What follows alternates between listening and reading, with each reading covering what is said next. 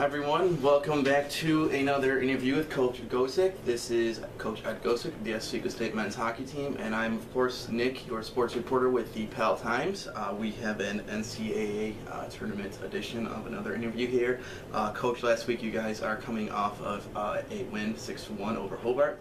And just going back to that game, you guys scored 3 goals early in the second period. I thought you guys played solid in the first period as well, but you got those 3 goals in a 5-minute span maybe in the second period there. What was different? What was going on in the lineup there during that time stretch where you guys were bearing the buck? I think, as you said, we started the game off strong with good energy and guys getting after it and being aggressive. And positive for the coaching staff is that they came out of the locker room in the second with the same attitude that they started the game with, that there wasn't a lull. So, credit to our captains and to the team in general that they came out prepared with that same attitude and work ethic to start the second as they did to start the game. I think that was a big part of our success, obviously, in the game, getting the early goal in the first, getting the early goal in the second. I think just helped get us going, get us skating, and put Hobart back on their heels. And in that 3-0 stretch, you guys ended up in the score 4-0. Right after that, Hobart was the next team that scored, make it 4-1. But just going back earlier in the year, you guys obviously had a big lead on them, and they got a goal, they got another goal, they got another goal. They made a game of it. But in this case, they did not. That didn't happen. What was different? Did you guys say anything? Was there anything said by maybe a captain or something, or was it just you guys were focusing on what was at hand? Yeah, really, just our puck management or lack of good puck management in our own end led to their goal. Credit to them, they capitalized on it. We've got to be better in those instances, but nothing was really said. Bringing up the last time that we played them. It's a new season. You heard us say many times, and so you use your past experiences to learn and to get better, but to go back and dwell on them really doesn't do any good at this point in the season. So, our main focus was we just, if we get beat by a better team, we'll live with that. We just don't want to beat ourselves as we did, earlier, a couple of weeks ago. And that's no discredit to Plattsburgh, as we've said many times. They played extremely well, but we also did a lot of things that were self-inflicted that didn't give us a chance to be successful. So this time of year, accountability. The reality is every team's going to play hard. Every team's going to try to be disciplined. Can you execute? Can you execute, and can you, under pressure, do the things necessary to give yourself a chance to be successful? So that's our focus on the bench at that point when they got the 1 goal. When we go back into the locker room and it's 4-1. Those are the things that are important to us at this point in the year. And Coach, usually I ask you this question specifically about your upcoming opponent off camera, but seeing as we have Adrian this week, and I'm sure a couple fans are not too aware of Adrian because the last time you guys played them, according to your wife, I found out it was 2012, 2013. You guys won 3-2 in overtime in a similar situation in the NCAA tournament. So what can you tell me about them, their style of play, the type of team they are, what have you? Well, as you know, they've consistently been there. Ron Fogarty did a great job taking the program, starting it from scratch and building them into an NCAA contender. They didn't get a lot of credit early on, a lot because of the league that they were in. And it was just difficult for him to try to get a lot of games against established programs to prove where they actually were. Reality is, the team was very good. They just didn't get the respect that they deserved until really they changed leagues here recently, and now with St. Norbert and St. Scholastica and Lake Forest and a lot of other good programs in their league.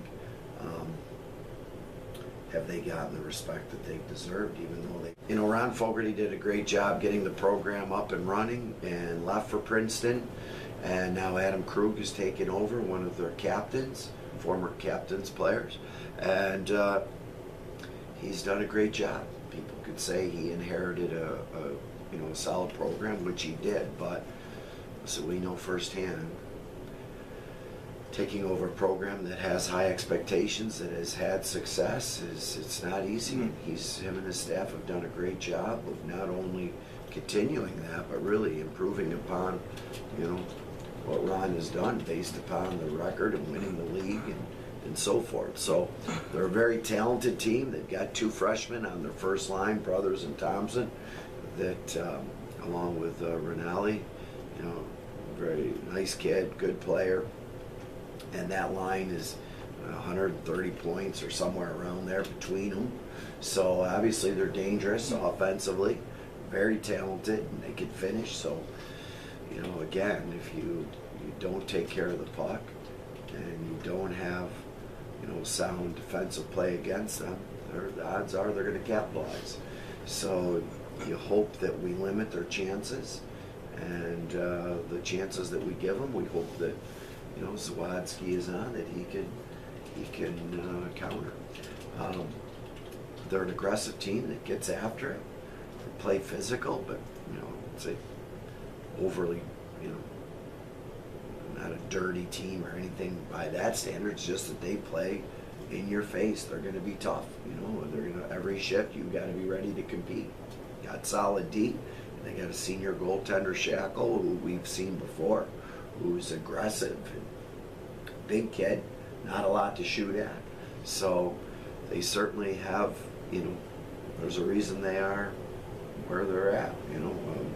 Good goaltending, solid defense, and everybody talks about the first line with Brothers Thompson and Rinaldi, but pretty deep lineup, second, third, fourth line. I don't think there's much of a drop off. Obviously they have their roles, but there's not much drop off in their lines, offensive lines. Power play is very good. Their PK is very good. Well coached, playing at home. So we're the underdog. There's a reason we're going on the road. So hopefully we'll be up for the challenge, and as we've said before, you lay it on the line, you compete, you don't beat yourselves. Outcome will be the outcome. We'll live with it as long as we do the things that we're asking them to do and compete hard, and hey, we hope to have good results. Coach, sort of to finish up a current events question. Right now, just yesterday or the day before, the NHL actually just approved of, well, at least the GMs do, the other players have to approve now, going to 3-on-3, 4-on-4, 3-on-3, then a shootout. You guys still just go to the overtime and end up in a tie. First, what are your thoughts on going to a 3-on-3 before a shootout? And is there any changes maybe you'd like to see for the NCAA? Mark and I were just talking about last night. For the NCAA tournament, I think our approach of 5-on-5, as long as it takes, is a good thing. I think if you look at the Division I league playoffs, where there's not a consistency. Some of the leagues play it out 5-on-5 as long as it takes, as you witnessed with the Notre Dame game there, a week ago. And then you have other leagues where after 5 minutes of overtime, it ends in a tie, and then there's a third game involved. And I think that's probably the right way for the leagues to go. But once you get to the NCAA tournament, I think 5-on-5 is the right way. As far as regular season for NCAA, my own opinion is, 5 minutes of 5-on-5 would be, keep that, but then another 5 minutes of 4-on-4. I don't think there's a big hurry, in my opinion, to go to 4-on-4 after that. I don't think that they would agree with the 3-on-3, just knowing a lot of them. Another 5 minutes of 3-on-3, but coming off of a season where we've had 4 ties.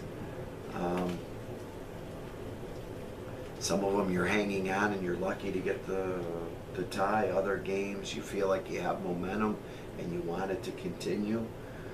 But I think it provides a lot of things. It puts your players under pressure. There's many people that feel, okay, you'd shorten your lineup, it's a team game, and now you're just going with your so-called guns. The reality is, you know,